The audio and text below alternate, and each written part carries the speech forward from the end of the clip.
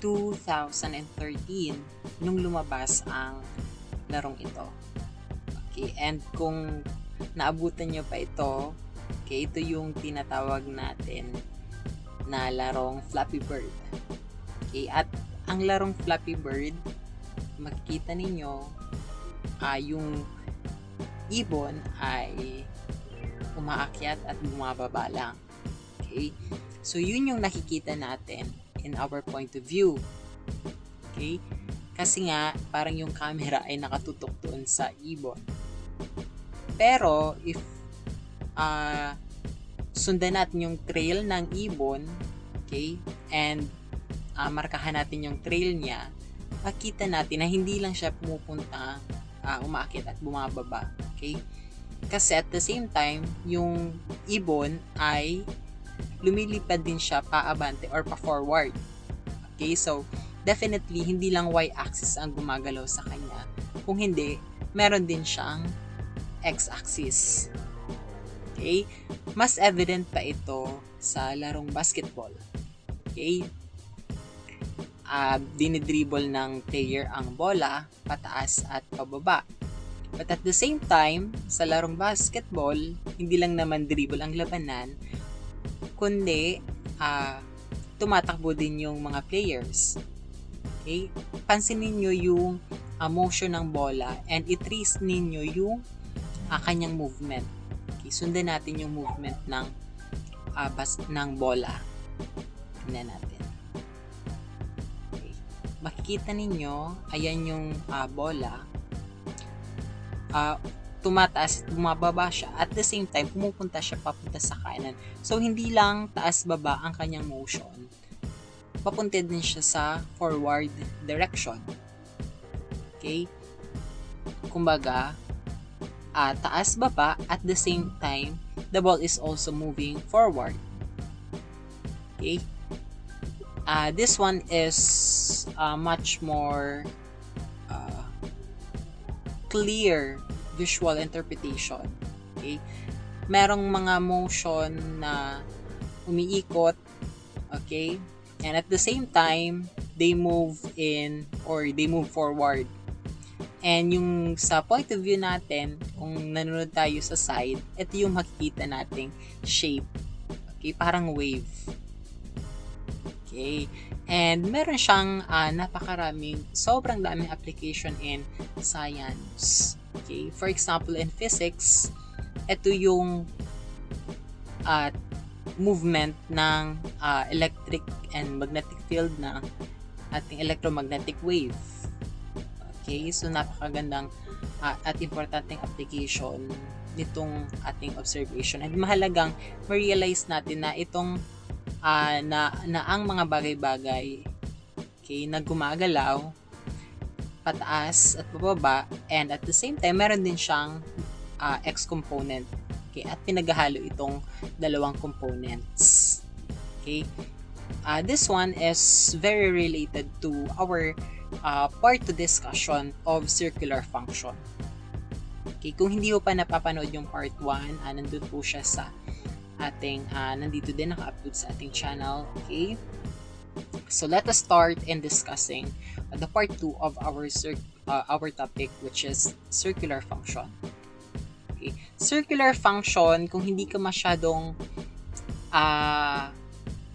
maalam or hindi ka masyadong familiar sa circular function, siguro mas makikilala mo siya, mas familiar ka sa tawag sa kanyang trigonometric functions. So, iisa lang po sila.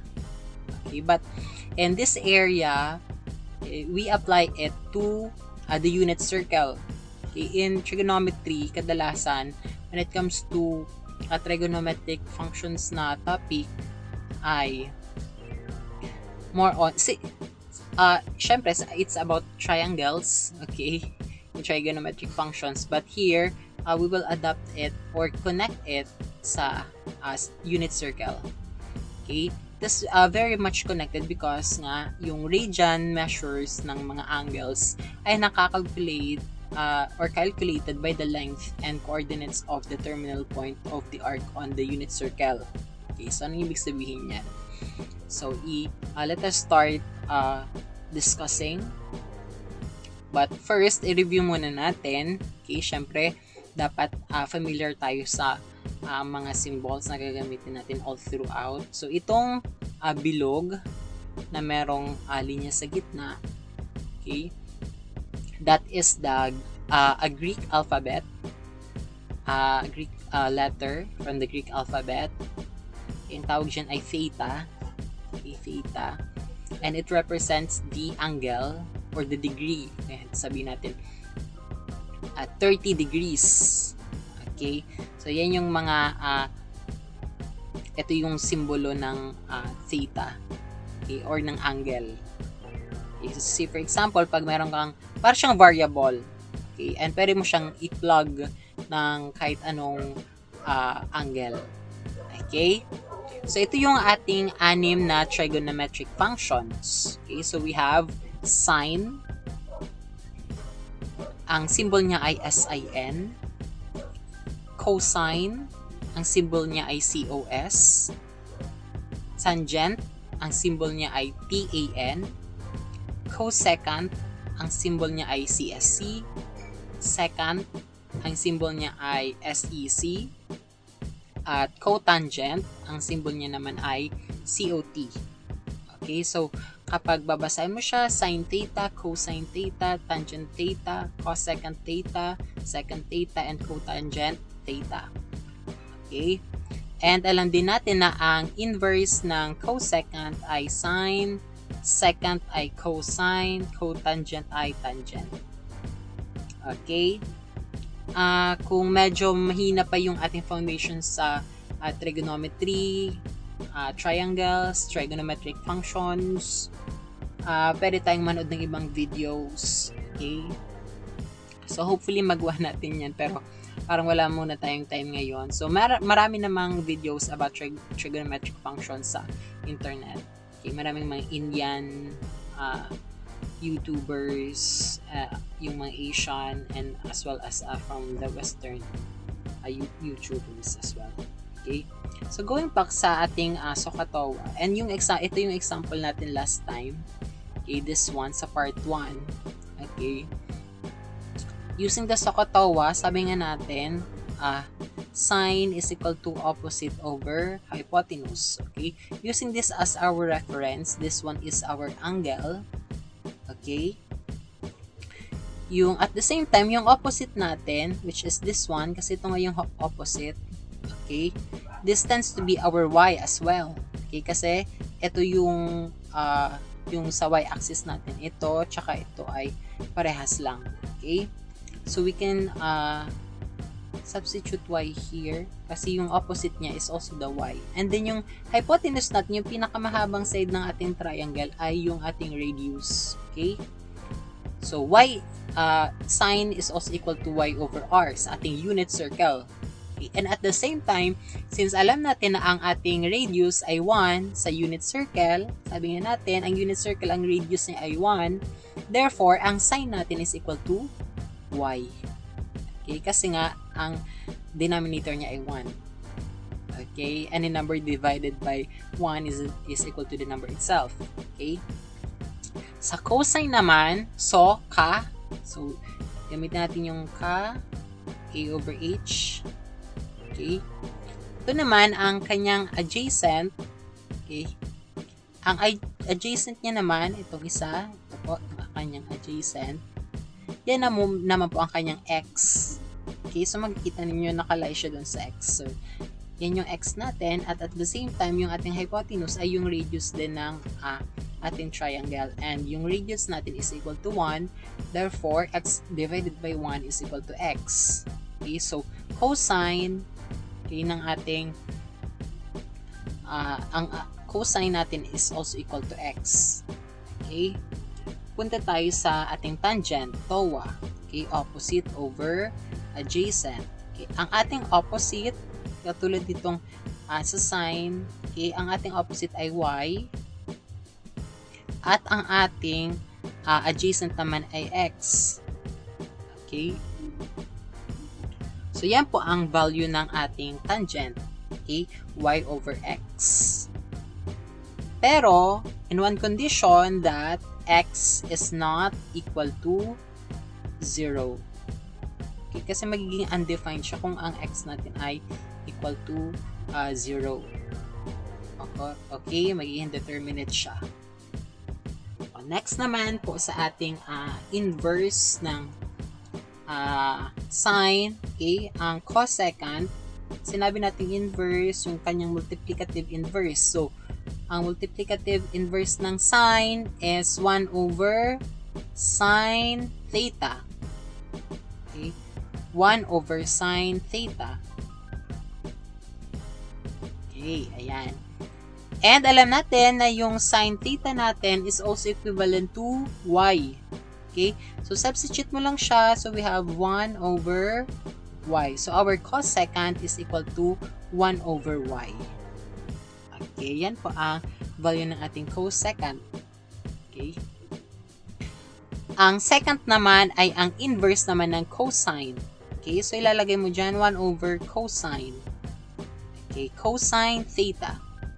But at the same time, based from our solution a while ago, ang cosine theta natin is also equivalent to our x. Okay? So, just substitute. Okay? So, we have 1 over x. Okay. Ang ating cotangent naman is the inverse of, ang cotangent is equivalent to the inverse of tangent. Okay? So, 1 over tangent theta. Okay, yun yung kanyang multiplicative inverse. And alam natin, sinolve natin kanina na ang equivalent ng tangent theta, okay, sa unit circle is equal to y over x. Okay, so lagay natin 1 over y over x. Okay. So, meron tayo ditong yung 1. Ang denominator niya is a fraction. So, ang gagawin natin, copy natin yung 1, okay, and then multiply to the multiplicative inverse of the denominator. So, yung y over x magiging x over y. Okay, so, that is simple multiplication of fraction. So, ang magtitira ay x over y. Okay. O pag hindi nyo ito naintindihan, ibig sabihin, dapat i-strengthen natin ang ating basic ability sa math. Kasi this is very basic. Paano kung meron tayong whole number divided by fraction or fraction divided by a fraction, ano yung gagawin natin? Okay? So, ito naman, in one condition din na y is not equal to 0. O bakit dapat hindi equal to 0 yung ating y? Kasi kapag naging 0 yung ating y, magiging indeterminate siya. Magiging undefined. Okay? Tulad ditong sa tangent. Naintindihan ba? Sige. To sum it up, okay, sine theta is equal to y over r. Okay? Galing to sa Sohcahtoa, opposite over hypotenuse. And since our r is equal to 1 sa unit circle, sine theta is equal to y. Same sa cosine theta, since ang ating radius ay equal to 1 in a unit circle, then cosine theta is equal to x. Okay? Tangent theta is equal to y over x, and dapat ang x is not equal to 0 kasi magiging undefined siya or indeterminate. Cosecant naman is equal to the inverse of sine theta, and since ang sine theta natin is equivalent to y, so cosecant theta is equal to 1 over y. Same as to secant theta, which is equivalent to the multiplicative inverse of cosine theta, and since cosine theta is equal to x, so secant theta is equal to 1 over x. Cotangent theta is equal to the multiplicative inverse of tangent theta, which is equal to 1 over tangent theta, which is equivalent to 1 over y over x, okay, which is also equivalent to x over y, wherein y must not be equal to 0. Okay? So, tandaan natin yan. So, ito, medyo nakaka-intimidate siyang tingnan. But, if you think about it on your second thought, madali lang talaga siyang intindihin. Talagang nakaka-intimidate lang siya masyado. Okay? Okay, let's have an example here. Okay, based on our discussion. Okay? Find the values of the 6 circular functions or trigonometric functions of theta, okay, given that the terminal point is P and yung coordinates niya is negative root of 2 over 2 and square root of 2 over 2. Okay? So, ito yung ating given. Siyempre, ito yung ating x. Ito naman yung ating y since these are coordinate. Okay, so coordinates. Okay, so therefore, ang ating sign, okay, which is equivalent to the y, ito lang yon. Diba? Napakadali lang. Okay. Cosine theta is equal to x. So, ito yung ating x. Okay. Nakuha. Wala ka namang, hindi ka naman nag-compute. Pero pag tinignan mo ito sa libro, talaga nakaka-intimidate. Hindi mo na lang kung saan ka magsisimula. But if you try to understand it slowly, okay, may realize mo na kinuha mo lang naman yung coordinates dito. Okay. Tangent, dito nag-substitute ka lang. Alam mo na yung y. Okay? Ito. Alam mo na din yung x. Ito. So, you substitute. Okay? Kaso, kung hindi ka marunong mag-multiply ng, ay mag-divide ng fraction divided by a fraction, hindi mo ito masasagutan. Okay? So, ang gagawin natin, since, ito na nga ay square root of 2 over 2 over negative square root of 2 over 2. Okay? So, ang mangyayari dito ay makaka-cancel siya. Okay, and magiging equal siya to 1 or negative 1 kasi negative ito. Okay? Copy the numerator. Ito siya. And imbes na division, magiging siyang multiplication denoted by the dot. Okay? And then, get the multiplicative inverse. Okay? So, ayan. Or the reciprocal. So, ito yung kanyang reciprocal. Okay? Don't forget the negative. Okay? So, we cancel. Cancel, matitira 1. Cancel, matitira 1, and yung negative sign. So, the equivalent is negative 1. Nakuha. Sige. Cosecant naman, we have 1 over, okay, yung ating sine, theta, or yung y. Okay. So, ang y natin is square root of 2 over 2, which is equivalent to, ayan, kunin mo lang yung multiplicative inverse. Okay, or yung reciprocal. Since yung numerator natin is 1, okay, any number multiplied to 1 is the number itself. So, yan. Meron tayo 2 over square root of 2. Okay? Ano nang ginawa dito? Okay? Kasi tayo, convention sa mathematics na we don't put most of the time, para hindi tayo mahilo or walang masyadong confusion, yung mga square root, okay, ayaw natin sa baba or sa denominator. Okay? So, hindi mo naman siya pwedeng itaas lang ng basta-basta. So, ang gagawin natin, we multiply it to 1. Okay? So, alin dyan, sir, yung 1? Ito po yung tinatawag natin na 1. Okay?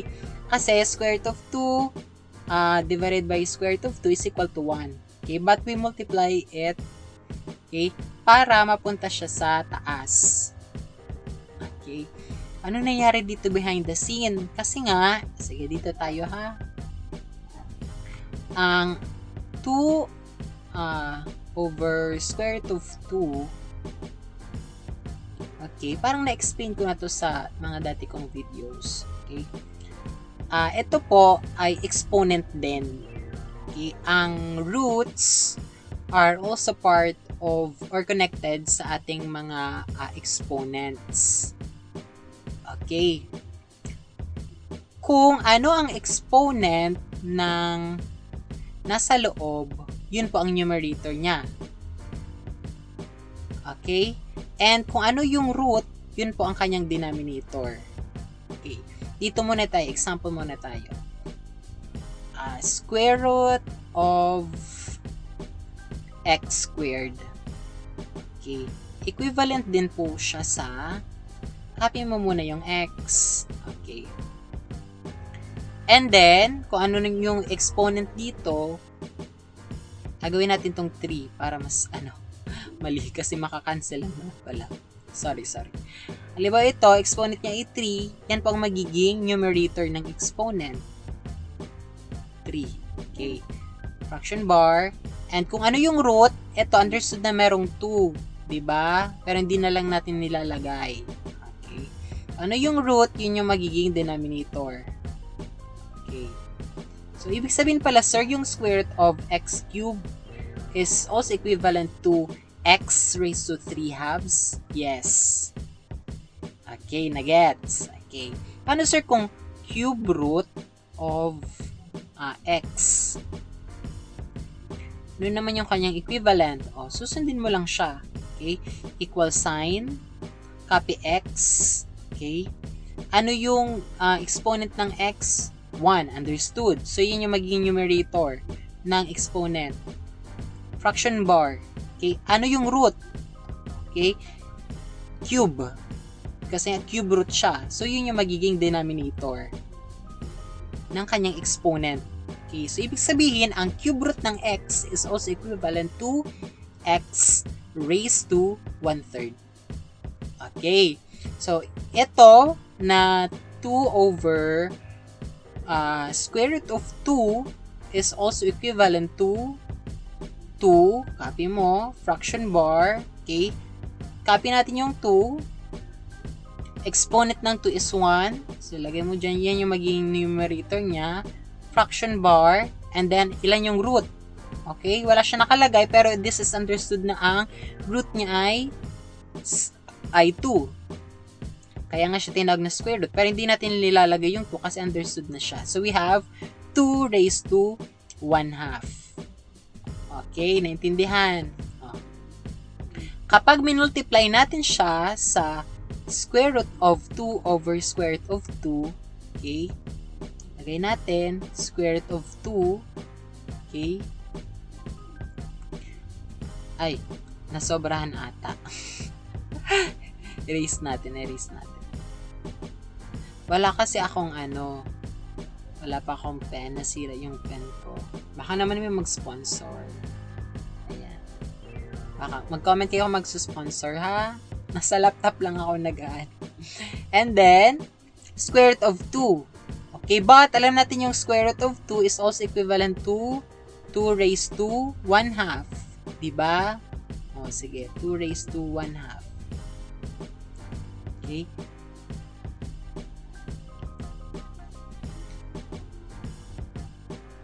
Teka lang.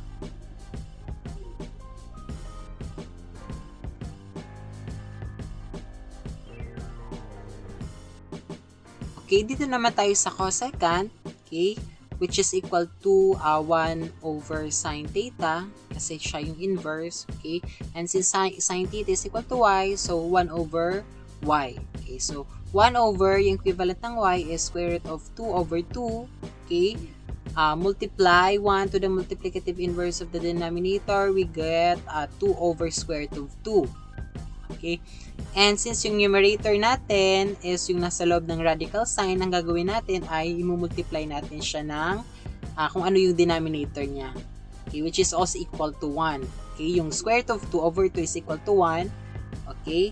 Ginagawa natin to kapag yung numerator is equivalent yung nasa loob lang ng radical sign. Okay? Kasi square root of 2 times square root of 2 is equal to 2.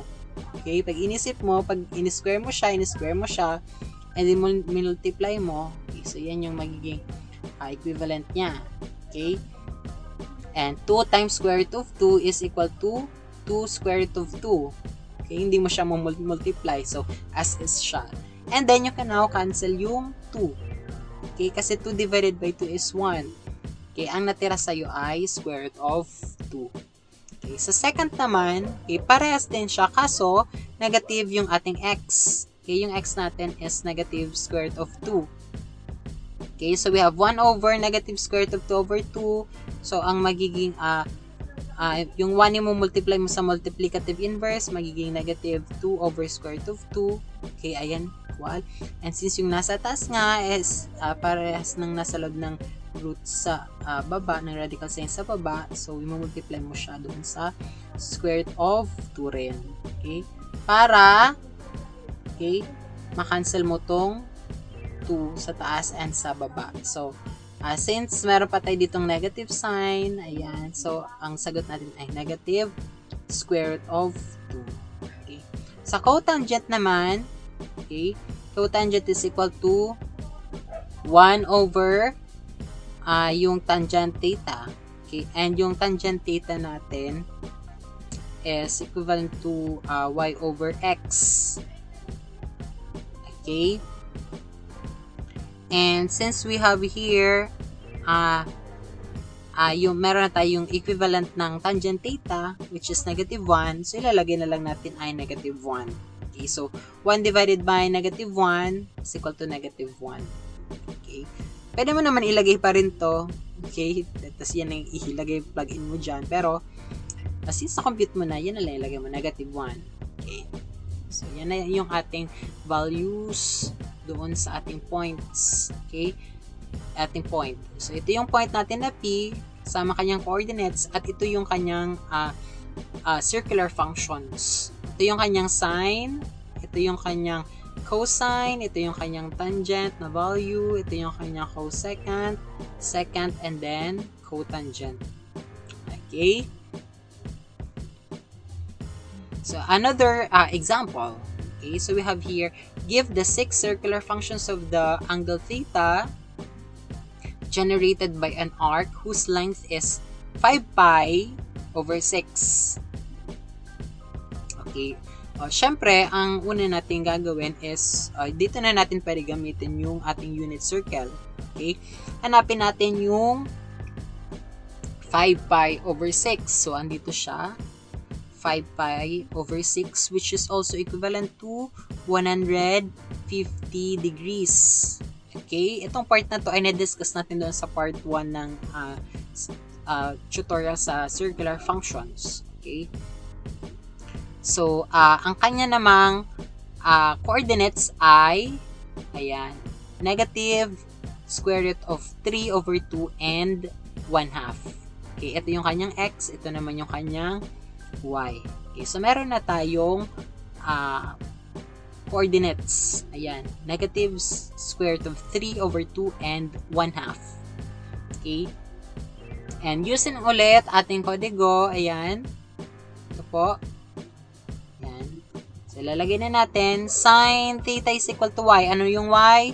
1/2. Cosine theta is equal to x. Ano yung x? Negative square root of 3 over 2. Okay, how about our tangent? So, y over x. Yung y natin is 1/2. Yung x natin ay negative square root of 3 over 2. Okay, which is equal to, copy numerator 1/2, multiply to the multiplicative inverse. Okay, so we have negative 2 over square root of 3. Okay, which is equal to, okay, cancel yung 2 kasi numerator, denominator. Okay, so ang matitira is negative 1 over square root of 3. Okay? So, dito naman, ang gagawin natin, i-multiply ulit natin siya doon sa square root of 3 over 3 kasi nga, sa convention natin, mga sa math, most of the time, ayaw natin na nasa baba yung radical sign. Okay? Gusto natin itaas yan. At tinataas natin yan gamit ang method na to. Okay? Minumultiply natin siya doon sa 1. Okay, ito ang equivalent niya din ay 1. Okay, so wala naman tayong nilalabag na kahit ano. Okay, so square root of 3 times square root of 3 is still equal to 3. Okay, and then 1 times square root of 3 is equal to square root of 3. Okay, so we have our answer. O, copy mo yung negative square root of 3 over 3. Okay, wala naman tayong i-cancel kasi nga wala naman 1 yung nandito sa taas, unlike doon sa previous nating video. Example, I mean. So, sa ating cotangent cosecant naman, dito muna tayo. Okay, so yung cosecant natin, 1 over sine theta, okay, yung sine theta natin, or yung y, is equivalent to 1/2. Okay, so 1 over 1/2 is equivalent to 2. Okay. For secant naman, okay, inverse naman ng cosine. Okay, so 1 over, ito yung ating cosine, negative square root of 3 over 2. Okay, so multiply to the multiplicative inverse, we have negative 2 over square root of 3. Okay, and hindi natin gustong nasa baba yung may radical sign, so we multiply it by square root of 3 over square root of 3, okay, which is also equivalent to y. Okay, and square root of 3 times square root of 3 is 3. 2 times square root of 3 is 2 square root of 3. Okay, and then copy the minus negative sign. Okay, hindi mo to pwede cancel. Okay, kasi ito may square root, ito wala. Okay, ito nasa loob, ito nasa wala siyang radical sign. Okay, punta naman tayo sa cotangent, yung inverse lang naman ng tangent. Okay, so meron na tayong value ng tangent. Okay, this one is the value for tangent, so just substitute 1 over negative square root of 3 over 3, which is equivalent to negative 3 over square root of 3, kasi you just get the reciprocal. Okay, and then yan, radical sign nasa denominator, itataas natin siya by multiplying it by square root of 3 over 3. Okay, at the same time, para makancel din yung numerator natin na parehas din ng nasa loob ng radical sign. Okay, parang dual purpose na siya. Okay, so square root of 3 times square root of 3 sa denominator is 3. Okay, 3 times square root of 3 is 3 square root of 3. You cancel. Okay, 3 over 3. Yan na pwede natin i-cancel kasi wala silang radical sign. And then copy natin yung negative sign. Ang natira ay square root of 3. So we have negative square root of 3. Okay, nakuha ba? Okay. Feeling ko sasagot kayo. So, punta tayo sa ating reference angle. Okay.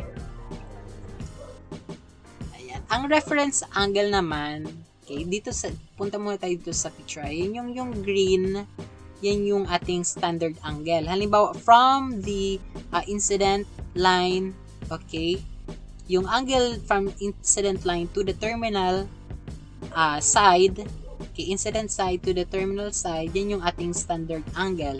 Okay? Ang minimin lang natin, ang reference lang natin dito is yung x-axis. Okay?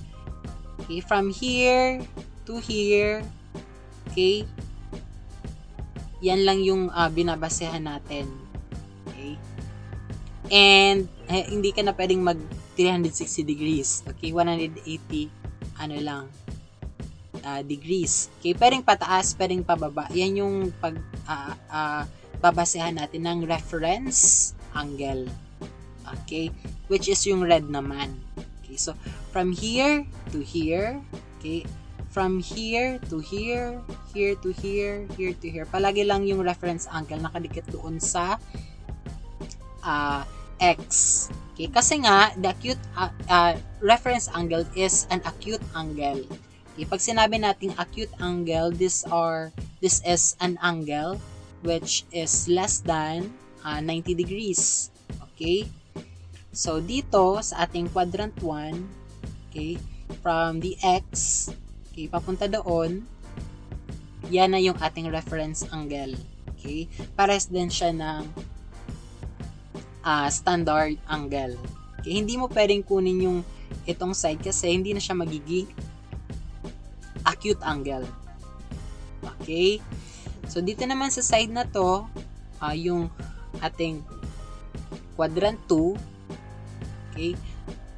Yung example natin dito, syempre, mas malaki na yung angle natin kasi from the incident side to the terminal side, talagang malaki yung ating angle. Okay? So, hindi mo pwedeng kunin yung nandito, okay? Kasi nasa y na siya yung ating, yung didikit yung angle natin, yung reference angle. Dito ka magbe-base pa rin sa x-axis. Yun yung sinasabi ko kanina.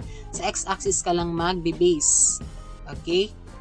From the standard position and the x-axis para makakuha ng acute angle. Okay? So, yan yung magiging reference angle mo. Okay?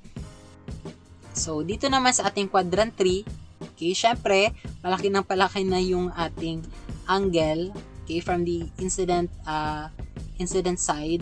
Okay, Okay, papunta sa terminal side. But our basis is still, or para sa reference angle is the x-axis. So, from here, papunta dito. Okay, para makakuha ka ng acute angle. Okay, and makuha mo yung reference angle niya. Okay, sa quadrant 4 naman, yan yung pinakamalaking angle sa apat. Okay, dito ka naman sa x-axis pa rin magbe-base para makuha mo yung reference angle niya, which is an acute angle. Okay, so reference angle, acute angle. Okay, an acute angle dapat less than 90 degrees. Okay, so ang kagandahan ng reference angle is that palagi siyang positive ang kanyang value. Okay? Ang pag gagamit ka kasi ng reference angle para mas mapadali ang computations mo. Okay? Parang may mas madaling mag-compute. Okay? And meron tayong mga rules, okay? Na mas madaling sundin. Okay? Yung reference angle palaging positive kahit sa ang quadrant and direction. Okay? Kahit counterclockwise or clockwise. Okay?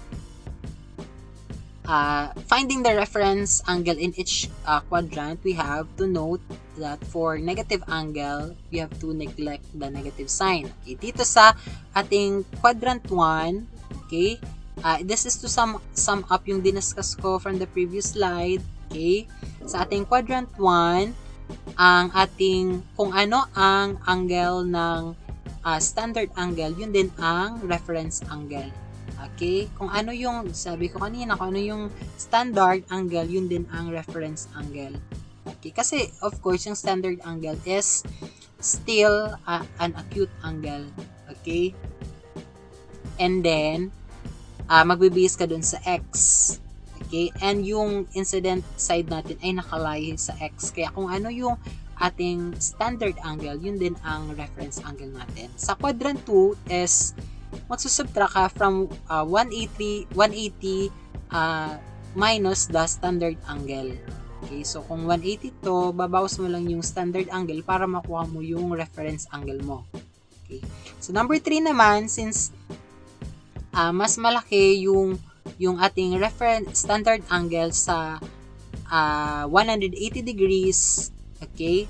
So subtract mo lang yung angle, yung standard angle sa 180 para makuha mo tong reference angle natin. Okay? Para naman sa 4, since papunta na siya sa isang buong bilog, okay, and malapit na siya mag 360, so ang gagawin mo, 360 minus the standard angle. Okay, so itong buong ikot is 360. So pag binawas mo yung ating standard angle, ang matitira ay yung reference angle natin. Okay, nakuha. Next.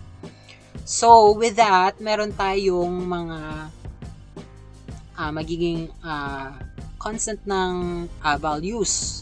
Okay, so our sine 0 degree is equal to 0. Okay? Bakit naging 0 yung ating sine 0 degree? Okay, kahit i-calculator mo siya, 0 talaga ang value niya kasi in the first place, ang value ng y here is 0. Okay? And our radius is 1, so ang mangyayari, 0 talaga ang value ng sine theta. Okay? Dito naman tayo sa sine 30. Okay? Kapag ang sine 30 naman is equivalent to 1/2. So pwede mo siyang makita dito. Okay? Sine 30 at 30 degrees. Ayan po yung 30 degrees natin. Gawa ka ng triangle from our previous example. Yung ating y value ay 1/2. Ayan. For 45 degrees naman, ang ating dito 45 degrees. Okay, ayan. Pag gumawa ka dyan ng triangle, yung ating sine is equal to the y, which is equivalent to square root of 2/2. Okay? Okay? And so on and so forth. Okay? So, Ulitin natin, sin theta ay sin 0 degrees, 0 siya kasi nga walang value yung ating y. Okay, so parehas din siya dito sa cosine. Okay, so ang cosine natin, cosine theta degree is equal to 1. Bakit? Okay, so kung makikita mo dito, kapag kinuha mo yung ating cosine, okay, cosine x, cosine theta is equal to x. So, ang value ng ating x is 1. So, kaya 1 ang ating value dito. Okay, sa 30 naman, ayan, cosine 30, yung ating 30 naman is equal to x, so we have square root of 3 over 2. Ito naman. So, lahat lang ng x ng mga degree natin. Ayan yung mga x nila. Okay. Sa tangent naman, okay, tangent 0 degree, okay, degree, since wala naman tayong 0 ang ating y, okay, at ang ating x ay 1, so 0 divided by 1 is equal to 0. Okay, sa tangent 30 degrees naman, ayan, y over x. So, ang mangyayari, y over x, 30 degrees, ayan po. Ayan. Square root of 3 over 2 divided by 1/2. Okay, so ang mangyayari,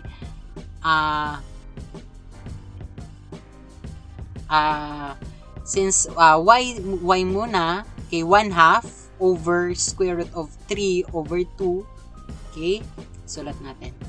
So, equivalent niya is 1/2, hirap ng walang 1/2, okay, over yung x natin for tangent 30 is square root of 3, kunwari square root of 3 yan, okay, over 2. Okay, so multiplicative inverse 1/2 over 2 ay 1 over 2 times 2 over square root of 3. Okay, square root of 3. So, yung 2 sa taas, tsaka yung 2 sa baba, cancel natin. Cancel. Ang matitira ay 1 over square root of 3.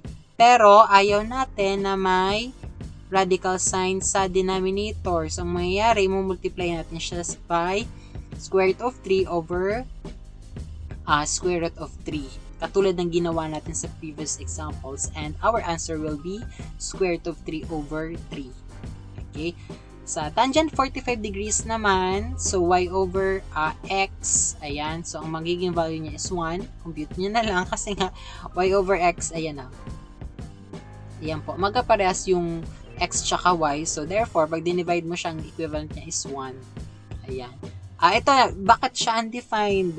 Okay, since ang tangent is y over x, sa tangent 90, ito po yung ating tangent 90, ang ating y is 1, okay? Kung 1 ang y, at ang ating x ay 0, okay? Sabi nga natin, x must not be equal to 0 kasi magiging undefined siya. So, ang tangent 90 degrees is undefined. Kahit i-calculator mo siya, walang tangent 90 degrees. Okay? Nakuha ba? Okay, so the reference angle theorem. Okay, so ito yung susundan natin na theorem. Okay, to find the value of a circular or trigonometric function of any angle theta. Letter A. First, una natin gagawin, determine the function value for the associated reference angle theta prime. Okay, so hanapin muna natin yung angle niya.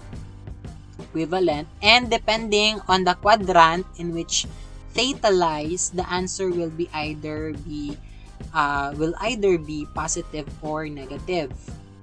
Okay, so punta tayo dito para hindi tayo mahilo sa rules of the signs of circular functions. Okay, so yung Q natin, yung quadrant, ito yung quadrant 1, quadrant 2, quadrant 3, quadrant 4. Okay, ito naman yung A. Ito yung A natin, yan yung quadrant 1 natin. Sabi dito, all circular functions are positive. Okay, so ibig sabihin, kapag yung reference angle natin ay nasa quadrant 1, lahat ng 6 circular functions ay positive. So, positive sine theta, positive cosine theta, positive tangent theta, positive cosecant theta, and so on and so forth. Okay. Kapag nasa second quadrant naman, okay, ito yung S, okay, only sine and cosecant are positive. Okay, kasi nga magka-inverse sila, sine and cosecant. Okay, so sila lang yung positive. The rest, negative. So, ano yung magiging negative? Cosine, negative tangent, negative secant, and negative cotangent. Okay, AS, T. Okay, sa T naman, sa third quadrant, okay, yung tangent lang, tangent and cotangent are positive. Okay, so tangent and cotangent lang ang magiging positive. And kung nasa quadrant 4 naman, only cosine and secant are positive. Okay, so ano yung pinupush nitong ASTC? Okay, kasi yung 6 trigonometric functions, di ba 6 siya? Pero parang tatlo siya kasi yung tatlo is just the inverse. Okay? Yung sine, ang inverse niya ay cosecant. Yung cosine naman, ang inverse niya ay secant. Okay? So, dito, ito yung tatlo. Pero ito yung una sa first quadrant. Lahat daw, kaya all, letter A, all circular functions are positive. Yung S naman, only sine, S, and yung inverse niya, cosecant, are positive. Okay. Yung T naman, only tangent and cotangent, yung inverse ng tangent, are positive. Kaya siya T. And yung C naman is only cosine and secant are positive. Secant yung inverse ng cosine. Kaya, meron tayong mnemonics na ASTC. Okay? And, sinusunod nito yung quadrant. Ito yung quadrant 1, A, quadrant 2, S, quadrant 3, T, and quadrant 4 yung C. Okay? Tandaan mo yung rotation ng quadrant. Pag ganyan. Ito yung quadrant 1. Lahat muna positive. Positive. Ayan. Naintindihan ba? O, tingnan natin sa example. Find the values of the 6 circular functions of theta whose terminal side is at 3 pi over 4. Okay, so una, dito sa ating theorem, determine muna natin yung kanyang reference angle. Okay? So, yung ating 3 pi over 4, okay, so gagawin muna natin siyang degree. So, sa conversion, sa ating part 1, multiply mo siya sa 180 degrees over pi. Okay, so cancel natin yung pi, matitira yung degree. So, 380 times 3 divided by 4 is 135 degrees. Okay. So, this is the standard angle. Ano yun napindot? Standard angle. So, ang kukunin natin is yung reference. Okay. So, yung ating 135 degrees, kung babalik tayo doon sa ating Cartesian plane, ay nandun siya sa second quadrant. Okay, kasi hindi pa siya naka 180 pero lagpas siya ng 90 degrees. Okay? So, ang gagawin natin, based dun sa ating rule, okay, or kung isipin mo na lang, 180 minus theta, okay, which is the angle, itong 135. So, 180 minus 135 is equivalent to 45 degrees. Ayan na, nakompleto mo na yung unang theorem. Nakuha mo na yung ating reference angle, 45 degrees. Okay? And yung ating 45 degrees, okay, based doon sa ating example, rule, ay nasa second quadrant. Kasi dito nag-stop yung ating 145 degrees. Okay? So, since nasa second quadrant siya, sabi niya, sine and cosecant are positive. Only sine and cosecant are positive. The rest are negative. Okay? So, i-check natin dito. Only sine and cosecant are positive. Ayan, sine and cosecant positive. The rest dapat ay negative. Ibig sabihin, tama tayo. Okay? And then, using the chart, kuha tayo dun sa unit circle. Okay? Yung sign is, nasa na? Ayan. Sign 45 degrees. Ayan. Magkapare dito. Sign 45 degrees. Ayan. Magkaparehas lang sila. Okay? Pero, saan ba tayo magkakatalo? Ayan.